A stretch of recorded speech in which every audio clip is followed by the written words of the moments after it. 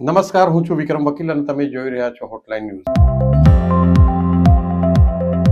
Supreme કોર્ટે એક ખૂબ જ અગત્યનું ઓબ્ઝર્વેશન કર્યું છે. સુપ્રીમ કોર્ટે એક કેસ હતો જેમાં આવા કેસીસ જે આ સુપ્રીમ કોર્ટમાં આવ્યો એવા લોકલ કે કોર્ટમાં પણ ઘણા ચાલી રહ્યા છે અને દર ત્રીજા દિવસે આપણે મીડિયા મારફતે જાણીએ છીએ કે કોઈ સ્ત્રીએ એક પુરુષ સામે એવી ફરિયાદ કરે છે કે મને લગ્નની લાલચ આપી અને મારી સાથે શરીર સંબંધ બાંધ્યો અને પછી લગ્ન નહીં કર્યા એટલે એની સામે બળાત્કારની ફરિયાદ કરવામાં આવે છે. હવે આ એક શંકાસ્પદ વાત છે અને ઘણા વખતથી ઘણી મહિલા લેખિકાઓ, ખાસ કરીને યશા દાદાવાલાએ પણ આની પર ટીકાત્મક લેખ લખ્યો હતો કે ભાઈ લગ્નની લાલચ એટલે શું? લગ્ન કે એવી વસ્તુ છે કે લાલચથી થઈ શકે? એક તો લગ્ન પહેલા સંમતિથી શરીર સંબંધ બાંધે એ આપણા સમાજમાં મોરલી ખોટું ગણવામાં આવે છે.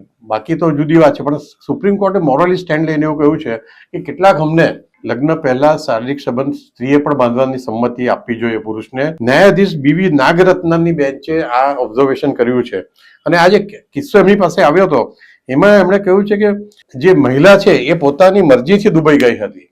આ લગ્ન, આ પુરુષ અને મહિલા જે કિસ્સો છે એમાં મેટ્રિમોનિયલથી આ લગ્ન નક્કી થયા હતા અને આ જે મહિલા અને પુરુષ ઘણા લાંબો સમય સુધી સાથે રહ્યા હતા. કોઈ કારણસર પુરુષે પાછળથી લગ્ન ન કર્યા એટલે આ મહિલાએ કોર્ટમાં ગયા અને આખો મામલો મુંબઈ સુપ્રીમ કોર્ટમાં પહોંચ્યો છે.